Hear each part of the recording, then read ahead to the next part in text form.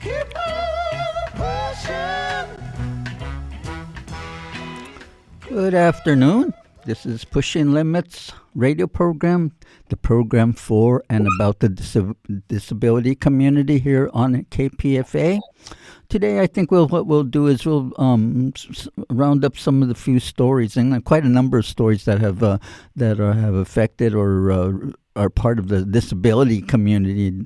Actually, just a whole bunch of stuff. So we could only get to a few of the things. And today, I am so pleased to welcome as my co-host Shelley Berman. Hi, Shelley. Hi, Eddie. You're, Great to be here. Yes, I'm glad that you are here. You're in Cotati, right up North County, right near Santa Rosa, and it gets warm up there, warmer than down here. Yeah, 91 degrees today in our spring summer weather. Yes, The first day something to be so grateful for because we're not 6 feet under snow. So yeah, but yeah, I was thinking of moving up there, and the hay fever was so bad that I decided I better stay down in Oakland. Is that true? That yes. Tell me about it. I'm taking allergy pills for the very first time in my life. Oh, Yes, wow. indeed. Is Uh it huh. true? Is it true that plants themselves are dying because of hay fever? Plants are dying because of hay fever. Uh huh. I don't know. I Okay. haven't heard that. Okay. That's probably just some crazy. I'll go out and talk to the plants and they'll Okay. tell me. That just some crazy thing that popped into my head because we really do have some serious stuff to discuss. So let's get on right into it. First of all, Trump versus Newsom. What's going on there? Well, according to the BBC, Trump put down Gavin Newsom for having learning disabilities and called him dumb. The National Center for Learning Disabilities called the comments factually and morally incorrect. They pointed out that people with learning disabilities have risen to the upper echelon of every public office in the United States, including former presidents. And having heard Trump's comments, Newsom posted, quote, I spoke about my dyslexia. I know that it's hard for a brain dead moron who bombs children and protects pedophiles to understand, unquote. And that's that. Nice to have the Guilfoyle boys going at it. Yes. Now something perhaps is serious or more serious. 70 groups. These are national groups. A few California groups. They, along with, they are advocates for people with disabilities and organizations working on behalf of people with disabilities. They have sent a letter to the United States Congress urging that there'd be no funding anyhow for the meantime for ICE and the Border Patrol. So once again, disability groups are coming up to the forefront, and this putting forth their displeasure about what the government is doing around immigration. So let me get into that. 70 disability and allied organizations have written the U.S. Congress urging it to consider the immense harm and detention and violent immigration and law enforcement activities. These kind of activities, what effect does it have on people with disabilities? And the groups are talking about people with disabilities, including the deaf and hard of hearing, as well as caregivers and teachers and communities themselves, which have been affected by the actions, especially of ICEIs. The letter temporarily urges no funding for the Department of Homeland Security, Immigration and Customs Enforcement, which is ICE, and Customs and Border Protection. Funding should be halted until enforcement based on racial profiling and warrantless arrests are stopped, and not until civil rights and due processes are protected and accountability is ensured via a full congressional investigation. So, reading from just parts of the fairly long letter, it says sensitive locations, policies, must be reinstated so that we can access health care and education without fear, and family detention and new private detention contracts must be uh, halted. Again, that's the halting of the detention centers for people who are immigrants. Finally, and crucially, funds previously taken from Medicaid and SNAP programs must be redirected back to people who rely on them. A little bit more from this letter. ICE and Border Patrol's actions in Minnesota and throughout the country are causing significant harm to people with disabilities and our communities. It is more essential than ever to place guardrails on ICE and Border Patrol, and for Congress to start exerting itself as a quote equal branch of government and stop this funding of this violence that we seem to be witnessing daily. People with disabilities, deaf and hard of hearing people, and disabled people of color faced increased risk and harm from ICE and law enforcement. Now, the letter does mention several instances of individuals. The names of individuals with disabilities have been harmed by the actions of ICE and the Border Patrol. And I'll just give you one right now. Disabled citizens like Aliyah Rahman, the spelling of last names is Rahman. Aliyah Rahman and disabled immigrants have been dragged from their cars, chased, and brutalized while attempting to obtain medical care, running errands, or going to the workplaces. Aliyah Rahman explained that she needed accommodations to understand what was happening when ICE dragged her from her vehicles, but she was given conflicting instructions and detained. She is hard of hearing. So anyway, those are some of the examples. There was another one about Rohingya refugee from Burma, 56-year-old with a disability in Buffalo, New York.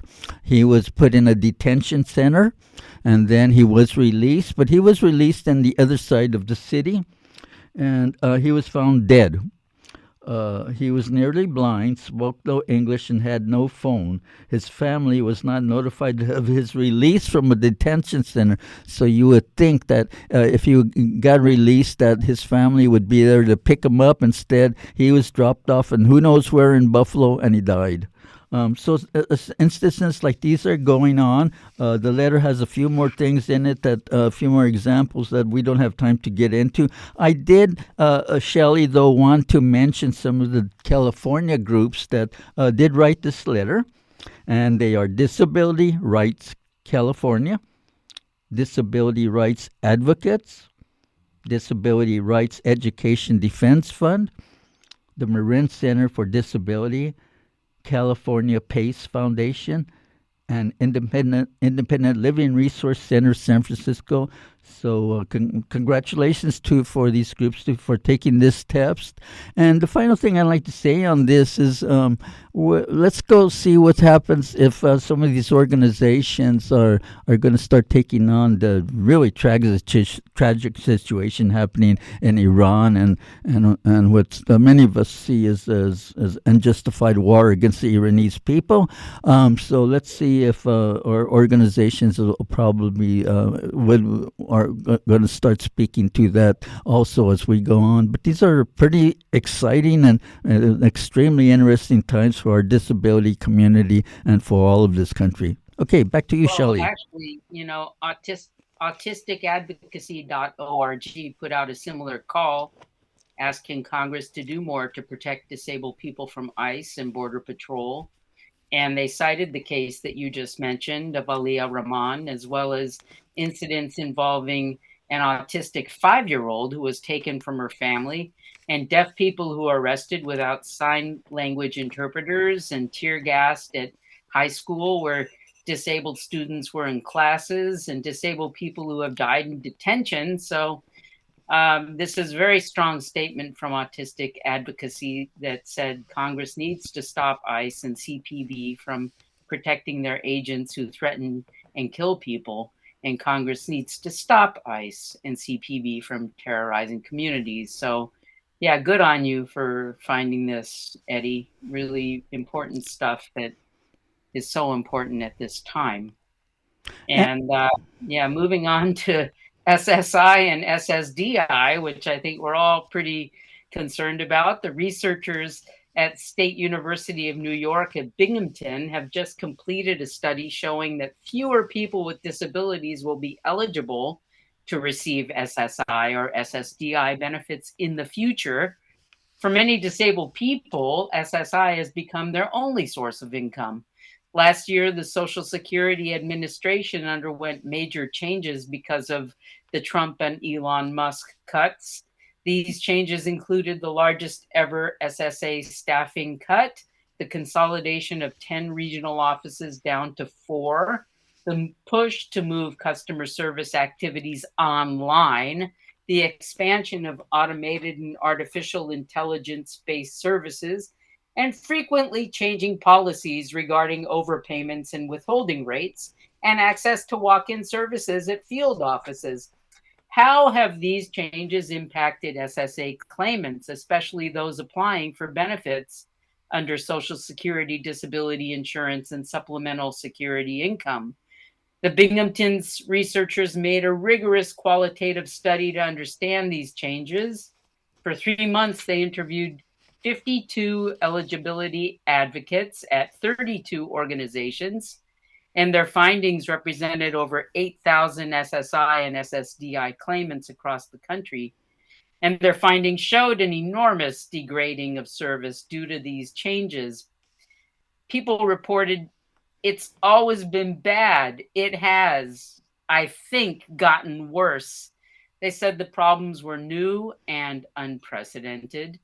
Also, trying to access benefits, people said they were getting stuck in a loop due to changes in the phone system, field offices appointment and walk-in policies, staffing cuts and reassignments, decreased processing times and denials, and increased overpayments. And that the consequences of these problems included health deterioration, homelessness, and even death as claimants awaited benefits. Crazy.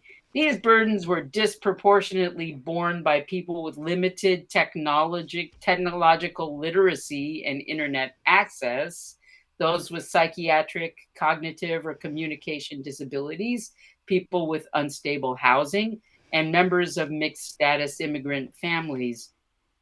Partly due to the consolidation of regional offices, advocates were often unable to resolve errors and routine problems. There was little to no accountability. People said they're making up their own rules. They described Social Security staff arbitrarily inventing rules, undermining SSA's rules-based system. And according to the study, the amount of resources spent to just get basic information is phenomenal. These deteriorated conditions stressed out and strained capacity at the organizations that help people. Ultimately, it places very necessary benefits even further out of reach. And let me just say, Eddie, you're listening to Pushing Limits, KPFA's disability program. I'm Shelley Berman here with Eddie Ytuarte to give you a roundup of disability-related news. You're up, Eddie. And I would like to remind folks, or tell them for the first time, that our programs, if you go to our archives at kpfa.org, are now transcribed. Yeah. Awesome. Yes. Thank you. So let's go talk a little bit of a couple of items about the education department as run by our friend Linda McMahon. In the pre-Trump days, the United States Education Department's Office for Civil Rights would begin investigations of violations based on discrimination of different federal mandates. And this is, however, changing under Bush 2. You Journalist mean Trump Colin. too, but Trump too, Bush, they're the Trump same. too, yes, Trump too. Yeah. Oh boy, yes. Well, it's a Friday afternoon. Okay, now there's a couple of journalists, Colin Binkley and Heather Hollingsworth. They write for Associated Press. They did produce a commentary for Associated Press, pointing out that the Office of Civil Rights now is used more for harassing people Trump does not like, rather than ensuring that the civil rights of disabled children is protected. The article by Binkley and Hollingsworth points out that Trump appointees have halted thousands of pending cases while they open new investigations that are aligned with the President Trump's campaign promises.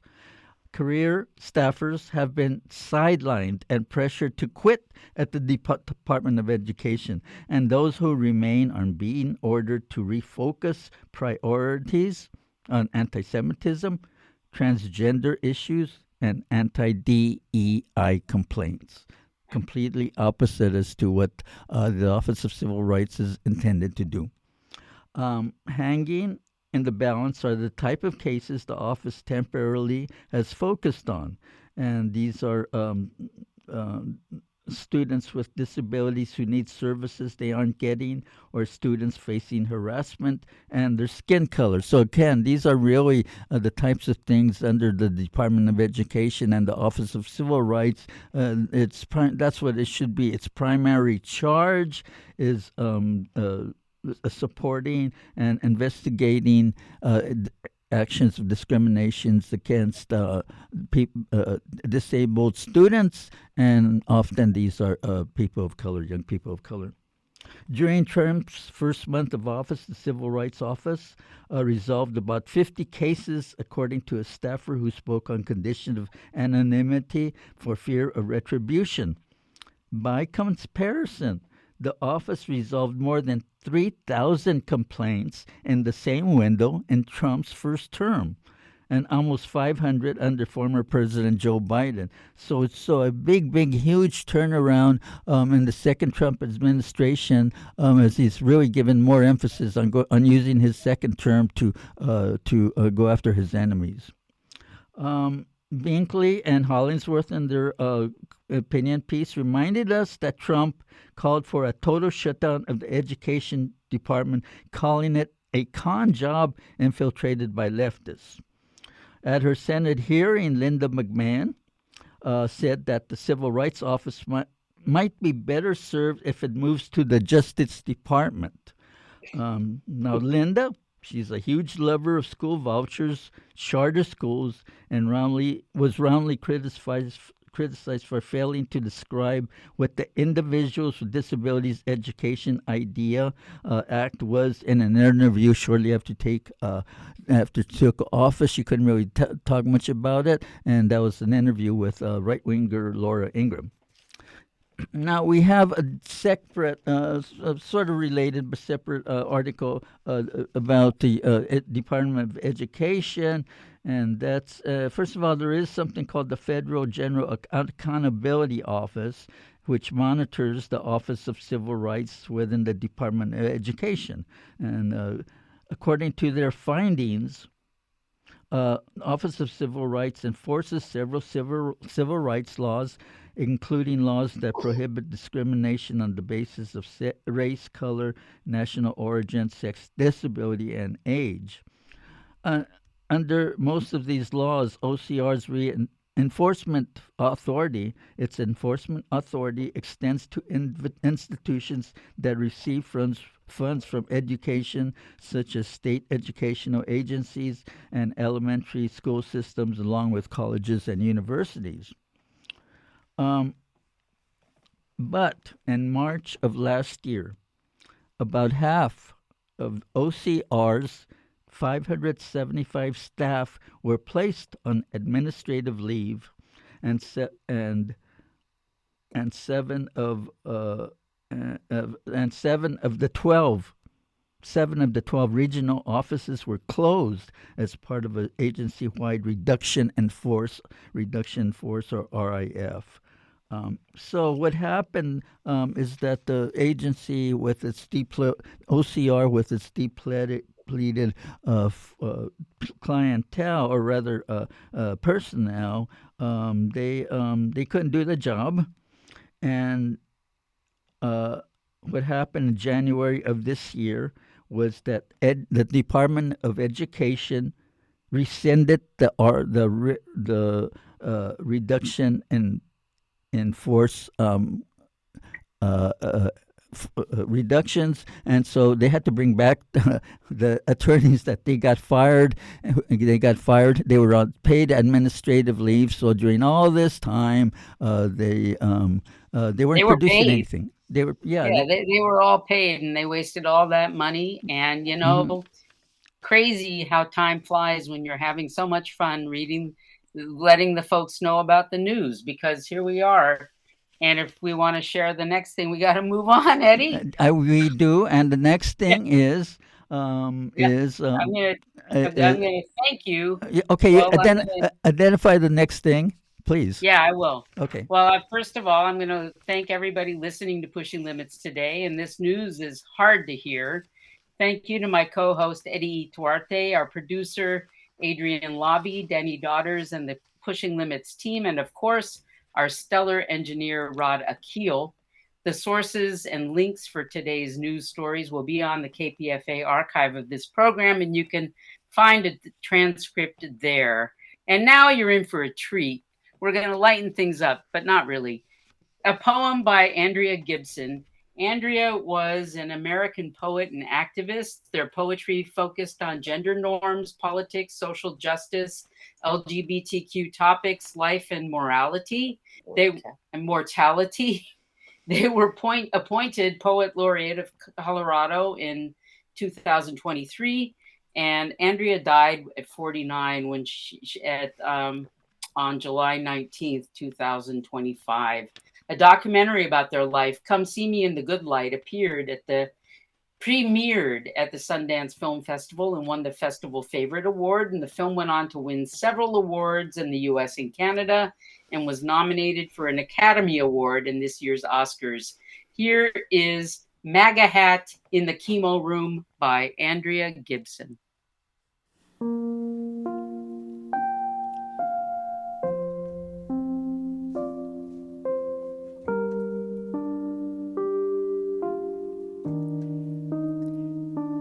There is a man wearing a MAGA hat in the chemo room.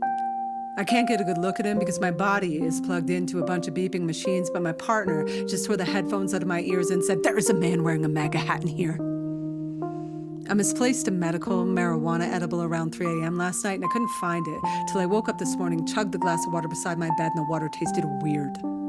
So I'm relaxed in public for the first time in my entire life. My thoughts are snuggled between stacks of jelly donut pancakes. I am right now pouring syrup over my frontal lobe, which is to say I am chill today. Chill and terribly, terribly, terribly disturbed. Who wears a Trump hat to chemotherapy? Why didn't this guy get the memo I got? The one that said don't wear political attire to chemo? Who sent me that memo? I sent it to myself. Why'd I do that? I have no idea. Every article of clothing I own rocks a political slogan. March for our lives, rest in peace, patriarchy, queerdo. My own sister makes hats with the E crossed out of the word hate to spell simply hat. And I'm not even wearing that. Like, don't hate people is suddenly too edgy of a statement for me to make. Have I become a coward? Did my radical hysterectomy make me less radical? Has facing my own mortality robbed me of my politics? Please tell me I'm not becoming one of those can't we all just get along people? The ones I absolutely blame for the fact that no one can get along. I see a Trump hat and think, when that person dies, he's not going to be a ghost, he's going to be a white sheet. I see a Trump hat and think, when I die, dude's going to show up to my funeral waving a God hates queer sign at my family's tears. That is, if he knows I'm queer. I guess there's a chance he thinks I'm straight, that I'm bald now, but in a healthier year, I'm rocking a blonde bob with face-framing highlights, that I'm a mascara model who's only temporarily used up my wishes, that I'm wearing this blush to sun-kiss my already peachy cheeks, and not because my red blood cells have been devoured by radioactive vampires and I look dead without it. Who wears a Trump hat to chemotherapy? Is Trump even allowed to tweet? Pigeons have more permission to lead the country. In the chair closest to mine, There is another man who isn't wearing a Trump hat, but who I guess is a Trump voter because he just mentioned to the nurse that he has a few Mercedes. I know there are Democrats who have a few Mercedes. I just guess they mention it less in rooms full of people fighting for their lives. The first rule of being a rich liberal, act like you don't have money. Be so down to earth, you're actually dirty. No one can pull that look off except Bernie. Everyone can see Bernie is genuinely into conserving water. Me too. This hairdo is an environmental decision, a sacrifice I made for Mother Earth because something to know about me. I am convicted of my convictions. I believe in my beliefs. I have very strong opinions about my very strong opinions, so strong that if you say I can't take my politics to the afterlife with me, I'll say, well, that's not true, because my politics aren't my politics. My politics are my soul, and I'm not going anywhere without my soul, and that guy's politics aren't his soul. I don't think souls have machine gun collections. That guy's politics are more like his insides or his hangnails or his spit. I want to say you can't take your spit to the afterlife with you, not even to hell, but he doesn't think he's going to hell. He thinks I am. He doesn't know I'm going to show up to heaven just to see Jesus standing outside the pearly gates with a sign that says gays not welcome, and God and the clouds above him laughing like an ethereal sixth grader saying, we're just kidding. We're just kidding. Look, we made the pearly gates rainbow for you. Look, we made chips and hummus. Oh my God. How'd you know the queers love chips and hummus? Because I'm God. Oh my God. Is it true you're letting all the non-binary people in first? Yes. Oh my God. That's why you call it the Holy Trinity and not the Holy Binary, isn't it? Here's what's true. Here's what's true. I don't wear political attire to Chemo because I desperately want this room to be a country where no one looks at me and identifies me as their enemy. I want to feel what I rarely feel outside of here, that everyone is rooting for me to survive, even MAGA hat guy. I want him to want me to live so long I could walk over right now, tell him I had to have my ovaries removed, and he'd be so kind. He'd say, Andrea, you can absolutely have one of mine. Just here, have it. There is a land that free somewhere. We just think believing in it is a child's prayer, something you only let yourself want when you don't yet know this world. But if that land can't exist in this room where everyone's being told they could die soon, how will it ever happen out there when everyone thinks they have so much time to kill, to slaughter? Mercedes guy has a daughter who loves him. I can see it in his eyes. And MAGA hat man has an angst inside him I recognize from all the times I had a pain so deep I thought peace was shallow and blame was the only way to dig it out. That kind of digging, it hurts like hell. It's the opposite of living, hoarding ideas that are so wrong they chase the soul out of the body that believes them. When you're there, you think you know everything and you can't be convinced you don't. Something I don't know right now. I don't know. I'm going to keep coming here week after week after week. I'm going to keep seeing these guys week after week after week, and then one week I won't. Their chairs will be empty, and I'll have no words for the feelings inside me. I'll only have tears that I will struggle and struggle to explain to anyone outside of this place, because everything in my politics knows the middle ground is where this earth will go to die. But when anyone in this room leaves this world, part of me does too. I feel it in every cell of me now that I am not a me. I am one eyelash on the eye of humanity, holding on for dear, dear life, trying to get the eyelashes beside me to look in the right direction before we are all wiped off the face of this planet that desperately wants us to live of natural causes, like kindness, like caring, like knowing these bodies are clothes we are all growing out of so quickly, until one day we will be only souls who can see we always wanted the exact same wish to come true. I know we will know that when we leave this world. The planet is just so desperate for us to know it now too.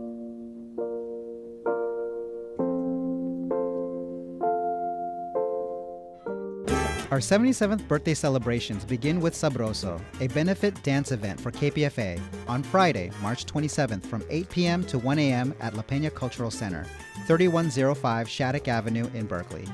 Hosted and emceed by Con Sabor's Luis Medina, with 2 live music sets by Julio Bravo y Sal Sabor, DJ El de la Clave, a dance performance by Rueda con Ritmo, and a salsa dance lesson by Felipe Martinez. More information at kpfa.org/events. The following is brought to you by no one trying to sell you anything. This is 94.1 KPFA, 89.3 KPFB in Berkeley, 88.1 KFCF in Fresno, and online everywhere. Tell a friend at kpfa.org.